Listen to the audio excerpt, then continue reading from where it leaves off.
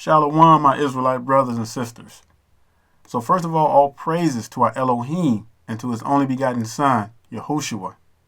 So we're going to be doing this lesson on Purim. And so for those of you who've never heard of Purim, it's a festival that our forefathers celebrated since the days of Queen Esther, which her real name is Hadassah. But we're going to talk some more about Purim and what it means and why it's important to celebrate it and to observe it. So Purim is a feast observance that commemorates the deliverance of Yah's chosen people against wicked Haman's plot to destroy the Israelites. And that's something we're going to be talking more about in the scriptures once we get into the lesson. So before we go any further, there's some information I want to put out to you all while I got y'all's attention. Now, I've been blessed with a contract by the Most High. But here's the thing, I'll be moving. And the place that I'll be going to is Wickedfornia. That's right, I said Wickedfornia. So it's a blessing in so many ways, and we know that all of America and all over the world, wickedness is increasing. But this contract is really a blessing from the Most High, brothers and sisters. You guys have no idea. So unfortunately, I'll be moving away. So the reason why I'm saying this is because this is going to be the last video I do for about a month. Okay, so I don't want y'all to panic. This is why I'm telling you guys this. I don't want you to get worried or anything like that. Just keep me in your prayers because I'm going to be very busy transitioning and getting things in order, So now it depends. I may be able to get another lesson out within the next month. It's just going to depend how soon I can get Wi-Fi and I get connected to the internet because I got to go find a place and all that. So I'll be an hour away from San Luis Obispo, California. So if any of you guys are in that area, just hit me up. Hit me up on the comment board, and hopefully when I get settled in, we can hook up sometime. But that's where I'll be going. I'll be heading out to Wickedfornia. So, but just wanted to put that little news out there for you guys, and so I am a little excited about it though. So because I've been really working on this contract for a while. So, but enough of that. I want to focus mainly on the lesson, so we're going to go ahead and continue. All right, so let's go ahead and dig a little deeper into Purim, and let's get a better understanding of it. So right here, I got a few things that's going to help you all get a really big idea of what Purim is. So let's start at the very top. So Purim, and then it has the pronunciation of it, how you would really pronounce it. So it would be Purim, which is pretty cool because I like looking up these words, to get the right pronunciation of them. So Purim, a lesser Israelite festival held in spring on the 14th or 15th day of Adar, to commemorate the defeat of Haman's plot to massacre the Israelites as recorded in the book of Esther. So this is what I want y'all to do as well. So after we go through this lesson, your homework for the next couple of weeks, or I say the next week, is for you to read the whole book of Esther so you can get a better understanding of this as well. So let's move on. Hebrew, plural of Pur, explained in the book of Esther, chapter 3:7, and we're going to go there, as meaning lot, with allusion to the casting of lots by Haman. This is pretty interesting, y'all. So once we get more into it, you're going to see why, because this wicked Haman cast lots to destroy the children of Israel. Now, I want to share something else with you all too, because when we do the lesson on the Passover, now I'm not going to do all the feast days all at once. I'm going to do them as they come around because, I don't want to put everything on spot at one time and then you might miss it. So, but I'm going to let you know this now. Now, there is a split in Israel when it comes to celebrating the feast days, because some Hebrews celebrate it off the new moon, the moon when it's at its fullest, and then most Hebrews celebrate it when the moon is at its darkest. Now, I'm going to show you a verse that some Hebrews use, and they get the misunderstanding of what that verse is really talking about, because according to scriptures, brothers and sisters, all the feast days always begin at the beginning of the month. So if you based your calculation off the moon when it's at its fullest, then what's going to end up happening is going to throw your feast days towards the middle, almost towards the end of the month. And that's not the way our forefathers celebrated. So the really best way to calculate it is when the moon at its darkest. Now, there's some debates about that, and there's kind of been a split. But here's the most important thing, brothers and sisters. This is very important. The fact that we're exercising the set apart righteous acts, and that is important.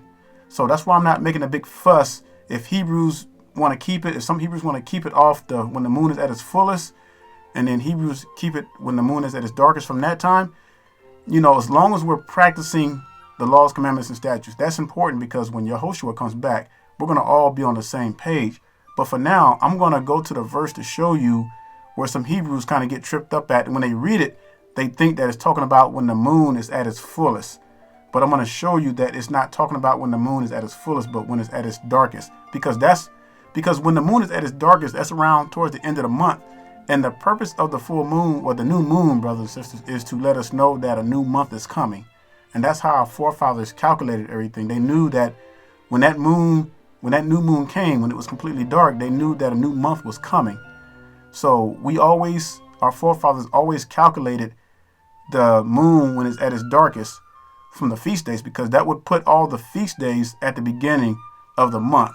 But it'll make more sense to you when we do the lesson on the Passover. I'm going to literally show you more how to calculate using the moon and calculating the days to tell when, according to the scriptures, the feast day is going to be. Now, the calendar that I go off of is the one off of MrHebrew1.com, and that is the most accurate one according to the scriptures. So I would encourage you all, if you haven't gotten a copy of that, you can just go to the website and you can download the copy and everything. But let me go ahead and just show you the scripture that some Hebrews kind of get tripped up with. All right, so let's go ahead and turn your Bibles to Sirach, or it would be Ecclesiasticus, chapter 43, and we're going to read verses 6 through 9. I'm going to flip this card. All right, let's start. It says, he made the moon also to serve in her season for a declaration of times and a sign of the world. Verse 7. From the moon is the sign of feast. So we know for sure from this scripture that the moons are used to calculate the feast days. Now, I'm going to do a study on Revelation 12, a lesson on Revelation 12. And that moon under the woman's feet represented the law-keeping people. So that's what that means. But getting back to this, I'll read verse 7 again. From the moon is the sign of the feast, a light that decreaseth in her perfection.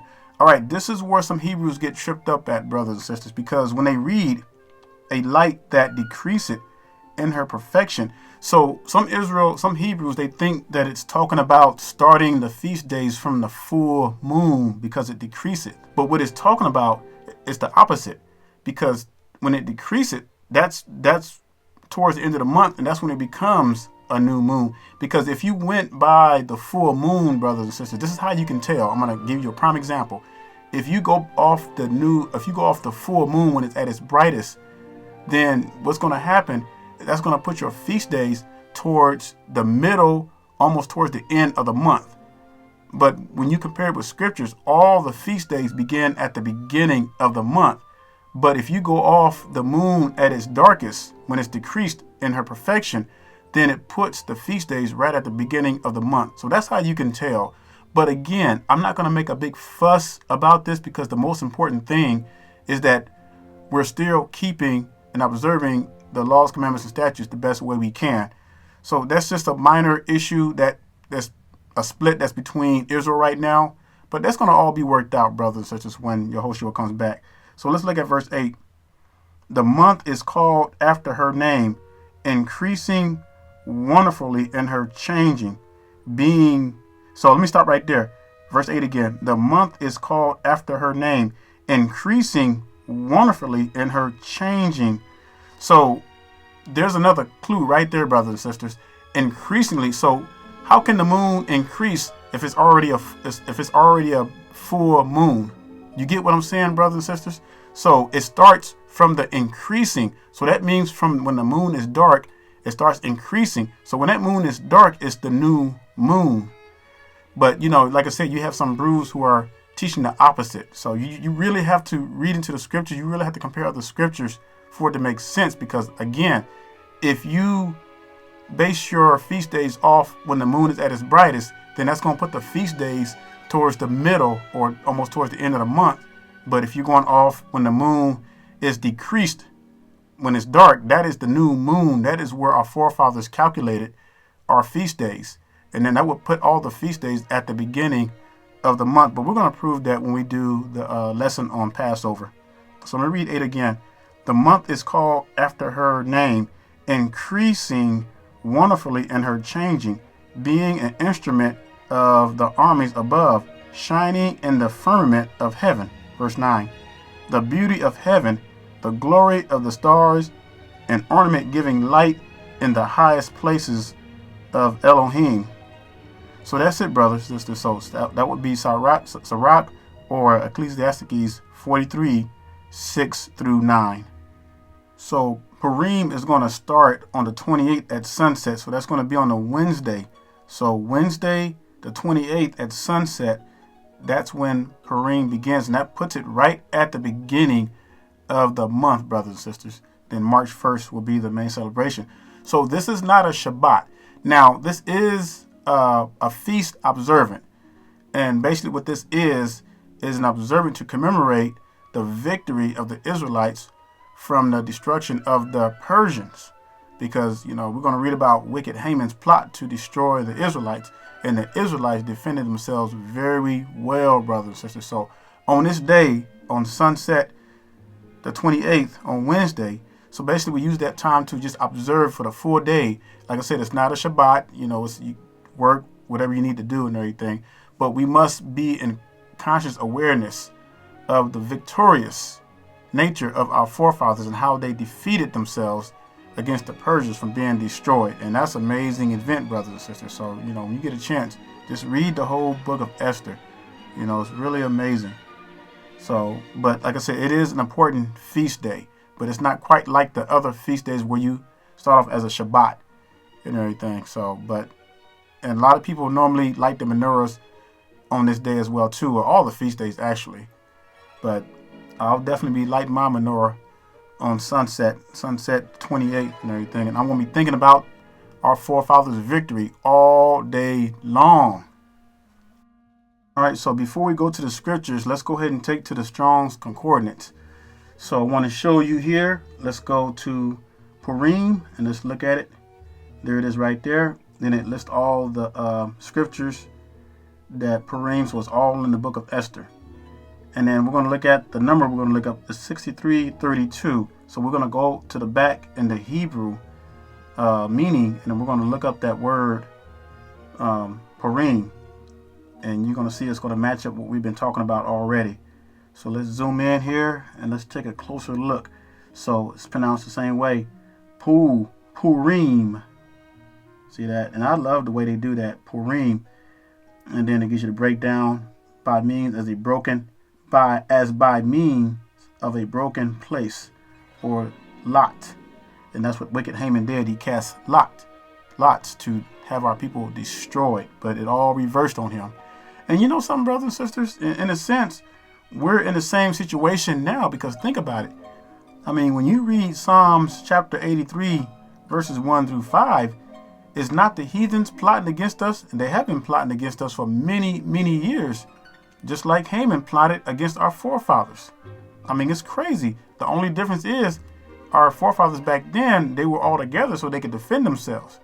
But we're a scattered people. We don't have the means like our forefathers had to defend themselves. That's why the Most High is going to fight for us, brothers and sisters. So in these last days, that's why we see so much destruction coming upon these heathens. But let's go to Psalms right quick, because I'm going to show you a perfect comparison. Psalms 83, 1 through 5. It says, "Keep not thou silence, O Elohim. Hold not thy peace, and be not still, O Elohim. For, lo, thine enemies make a tumult, and they that hate thee have lifted up the head. They have taken crafty counsel against thy people." They're doing that now, just like they did in the past with our forefathers. "And consulted against thy hidden ones. They have said, Come, and let us cast them off from being a nation." Are they not doing that now, brothers and sisters? Been trying to hide our identity for thousands of years? that the name of Israel may be no more in remembrance. So they thought they can do that, but the Most High is awakening his people. For they have consulted together with one consent. They are confederate against thee. This is still going on, brothers and sisters, and to this very day. The heathens are plotting against us. There's nothing new under the sun. They did it to our forefathers, and they're still doing it to us in this present time. That's why the Most High is going to wreak havoc on these heathens. All right, saints, so we're going to go ahead and go to the scriptures. I think y'all got a really good understanding what Purim means and what it's for. So let's go to the meat of it. Now, before we get into the scriptures, I just want to say I'm not going to get too far into this because I'm so excited for you all. I really want you to get into this. This is going to be your homework assignment. You know, when Purim comes around, sit down with your family, your whole family, go over it, have your children read some verses. Y'all take turns reading verses and just read the whole book of Esther, especially chapters 3 and 9. It's the ones you really want to read. So let's start with verse 7. It says, in the first month, that is the month of Nisan. Now, Nisan just means beginning. In the 12th year of King Ahasuerus, they cast pur, that is the lot, before Haman from day to day and from month to month to the 12th month, that is the month of Adar. Verse 8, here's where it gets really interesting. And Haman said unto King Ahasuerus, there is a certain people scattered abroad and dispersed among the people in all the province of thy kingdom. And their laws are diverse from all people. Neither keep they the king's law. Therefore it is not for the king's profit to suffer them. Now listen to what wicked Haman is trying to do. He's trying to get the king to like, okay, these people aren't important, but look at them. They're keeping their laws, but they're breaking our laws. You know, it's the same thing today as the Most High is awakening his people. We're getting back to Torah, and the heathens are starting to notice that. That's why there's going to be a decree against us, because in order for them to not be punished, well, they're going to be punished, but in order to try to stop their punishment in their minds, they're going to have to try to get rid of us. But the Most High got something planned for them. Let's go to verse 9. If it please the king, let it be written that they may be destroyed. Y'all hear that? If it please the king, let it be written that they may be destroyed, and I will pay 10,000 talents of silver to the hands of those that have the charge of the business to bring it into the king's treasuries. Wow. So Haman, boy, this heathen is just plotting. Now watch this. And the king took his ring from his hand and gave it unto Haman, the son of Hammedatha, the Agagite. Now, the Agagites were big-time enemies of the Israelites. And it says the Israelites' enemies. I mean, this is deep, brothers and sisters. And then when you look at it today, you fast forward it, you know, who's plotting against us now? It's the heathens. Remember we read in Psalms, you know, they make a tumult against us. They are a confederacy against Yah's chosen people. All right, so let's jump over to chapter 9. And let's start with verse 1. Now, in the 12th month, that is the month of Adar, on the 13th day of the same, when the king's commandment and his decree drew near to be put into execution, in the day that the enemies of the Jews hoped to have power over them, though it was turned to the contrary, that the Jews had rule over them that hated them. See, Haman thought that he can get the people against the Israelites, Yah's chosen people, to try to kill them. But see, the Most High turned the tables on them. Just like he's going to turn the tables on these heathens, because they think that we're destroyed. They think that we don't matter. Oh, we about to see some things go down, brothers and sisters. Let's go to verse 2. The Jews gathered themselves together in their cities throughout all the provinces of King Ahasuerus to lay hand on such as sought their hurt, and no man could withstand them, for the fear of them fell upon all people. You hear that? So the Most High gave our forefathers supernatural strength to defeat them Persians. Boy, I'm telling you, this is a victory. This is one of the best victory stories. One of my favorites that I like reading over and over. And so I'm just going to touch on one more verse because I really want you guys to really get into this, because I don't want to give, too much away. So let's get down to verse 5. Thus the Jews smote all their enemies with the stroke of the sword, and slaughter and destruction, and did what they would unto those that hated them. Wow, y'all hear that? So when you think about the times we're living in, guess what? The Most High is going to destroy these wicked heathens who are seeking our hurt. But they think that they're going to overcome us. They think that they're going to overcome the Most High.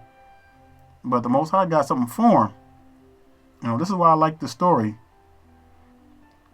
So let me scroll down here a little more. Let's see if I read one more. I want to read this one right here. Verse 26. It says, wherefore they called these days Purim, after the name of Pur. Therefore, for all the words of this letter, and of that which they had seen concerning this matter, and which had come unto them. So to make a long story short, brothers and sisters, so when you sit down with your family members to go over the book of Esther, Haman wanted to kill Mordecai. Haman hated Mordecai. So he built some galleys just for Mordecai. And the same galleys that Haman built for Mordecai was used against his own self. But like I said, I don't want to give too much away because I want y'all to get into that. And it's best just to read the whole book of Esther to get the whole story. So Purim was in commemoration of the Israelites' victory over the Persians. That's the whole point of Purim, brothers and sisters. So I'm going to stop here. Because like I said, I'm excited. I want to go over the whole thing with you. I'll read the whole book of Esther to you guys. But I don't want to do that because I want you to do it. But you're going to find out that it's really interesting. So I'm going to stop here. So the next video you're going to see, brothers and sisters, I'm going to give you some tips on how to light the menorah and all that and everything. So if you're planning on getting the menorah in the future, then you have some good tips to use. But you don't need a menorah. You don't have to have one, brothers and sisters, because I know there's a lot of our brothers and sisters that just don't have the means to get one right now. But you can pretty much make your own. You can get some candles or some little tea candles, get like 7 of them, and just put them in a way or rearrange them in a way. And that's all you need, really. It doesn't have to be all perfect and everything, You just want something that represents the 7 golden candlestick. So I'm going to say shalom for now, but just stay tuned for the next video. And it's going to be just some tips on the lighting the menorah. So I'll see you guys at the end of the video. Shalom, my Israelite brothers and sisters. So what I wanted to show you now is some techniques in lighting the menorah. Now, for those of you who are very interested in maybe purchasing a menorah, I'm going to show you some tips. Now, this particular menorah right here is it's like a 15-inch. You can get them smaller, but the standard size is going to be anywhere between 12 and 15 inches. Now, what you don't want to do is make a mistake like I did.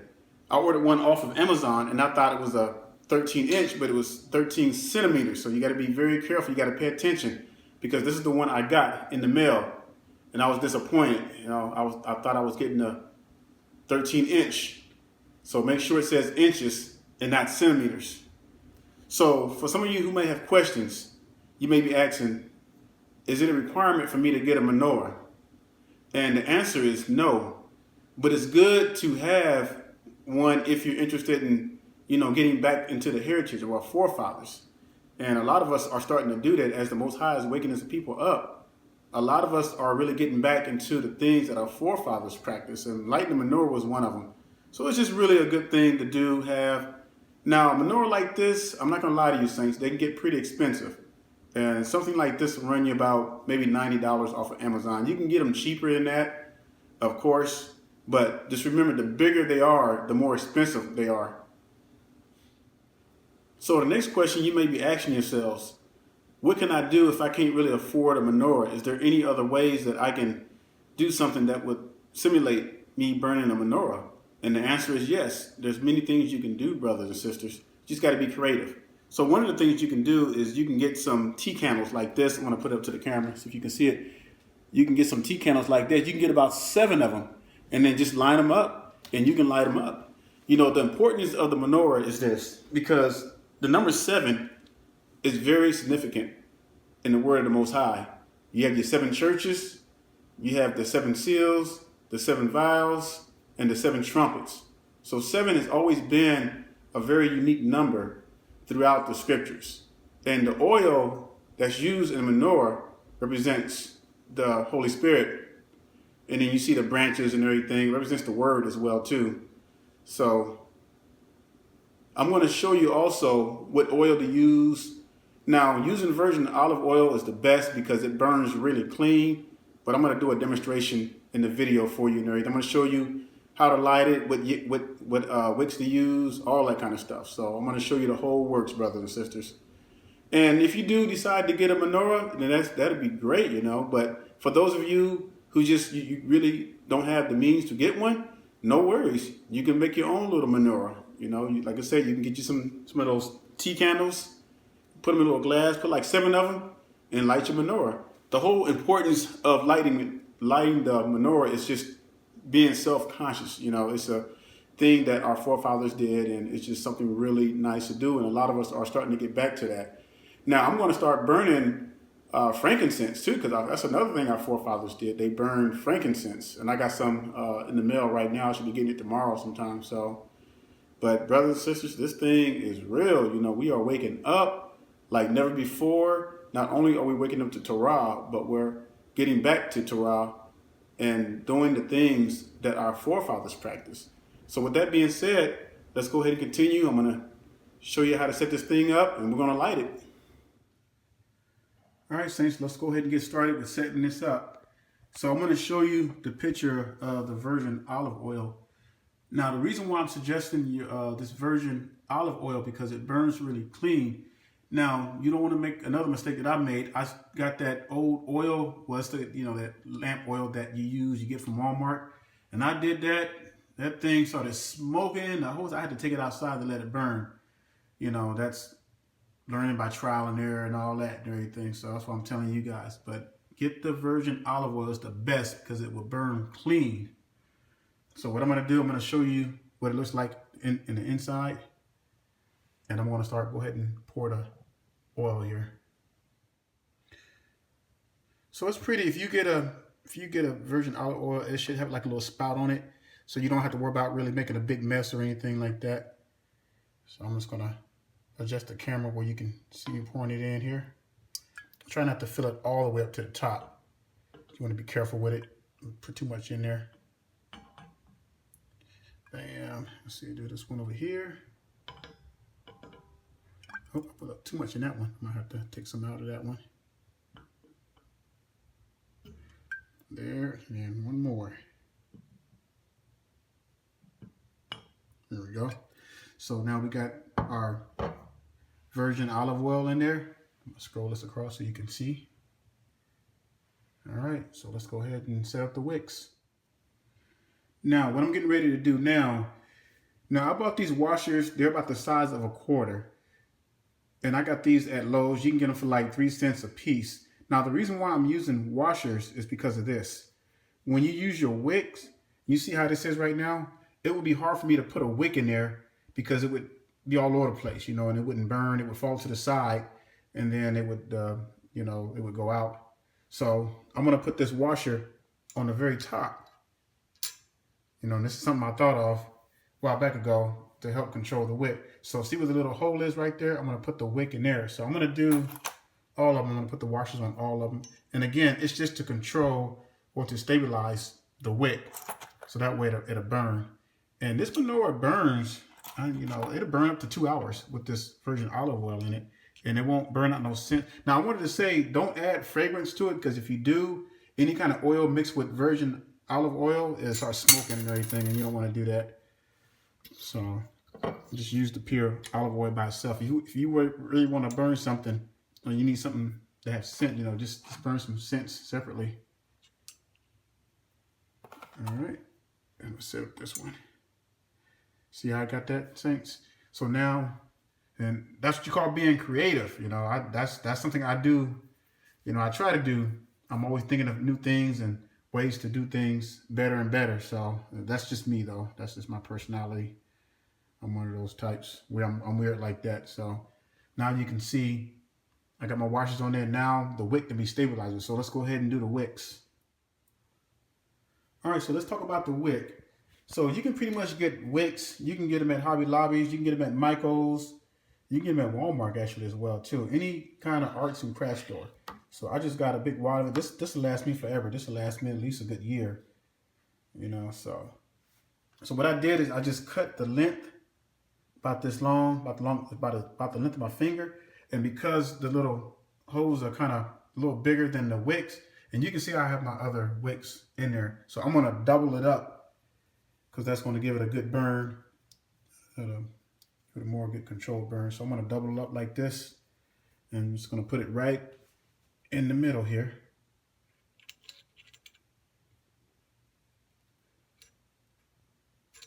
Just like that. Made that one a little too big. So what I'm going to do now is you want to let the wick soak up the olive oil. So you want to let it set for like 10 minutes before you actually light it. And see where the hole is? It's going to allow the air to get in. So as it's burning, because when the air is mixing with the fuel, which is the olive oil, it'll keep it to burn so it won't suffocate it, it won't put it out or anything like that. So when you light these, now I'm gonna let you know that a lot of them, some of them are not gonna burn the same. They're not gonna all burn at the same height. Some are gonna be higher than others, but it's really neat. So I'm gonna let this soak, and about 10 minutes, we'll come back and we'll light it up. All right, so as you can see, I've already lit my wicks. I saved the best one for last. So I'm gonna go ahead and light this one here.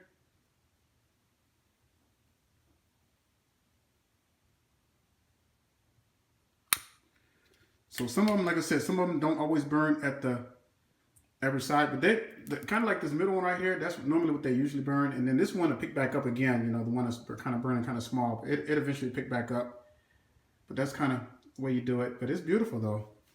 It's really beautiful. I'm gonna back up so you can see it a little bit, and you can burn this all in your house. You don't have to worry about anything. You don't have to worry about no smoke or nothing. It burns clean. I mean, it burns real clean, and you can just see it burning here. Absolutely wonderful. So there you have it, saints. Just wanted to show you that. So if you're interested in getting a menorah, you can burn it right here in your home. But just make sure you use the virgin olive oil. Don't use any other kind of oil because it'll smoke up your house. All right, saints, there you have it. So I also wanted to add this. Just make sure, because since you're lighting a real fire in your home, just as a safety precaution, just make sure that you're in the same area when you're lighting that menorah, because when your children can get a hold to it, accidentally get knocked down, and you don't want to cause no fire. So I don't want to be responsible for you guys causing a fire in your house. So just use precautions. Be very careful with it. But like I said, it burns really clean. You don't have to worry about the smoke or anything with using pure virgin olive oil. Now something else I wanted to show you, because I was talking about, you don't need a menorah. You can just get something that simulates a menorah. You can get some tea candles like this. Get about 6 of them, and then maybe the middle one, get a bigger candle. But there's all kind of things you can do. You can use your imagination, however you want to put it together. But having a menorah is not a requirement, so I want to make that clear, because I know a lot of people don't have the means to do that. But if you do have one, if you're planning on getting one, then that's great, brothers and sisters. So basically, this is what I want to show you, kind of give you an idea of some ways that you can do your own menorah setting. So now you got some ideas for Purim that begins at sunset at the end of this month on the 28th and March 1st. So now you got some good ideas that you can get together and put together in your homework assignment. You can start working on the book of Esther. So just a reminder, I probably won't get another video out probably for another month, because I'm going to be moving to California. But I'm going to be transitioning, so I don't know how long it's going to take me to really get settled in. But just want to say it's always a blessing to serve my Israelite brothers and sisters scattered to the 4 corners of the earth. I'm going to leave you with Revelation 14:12. Here is the patience of the saints. Here are those who keep the commandments of Elohim and the faith of Yahushua. So with that being said, brothers and sisters, my prayers are always with you. And I say shalom and stay strong.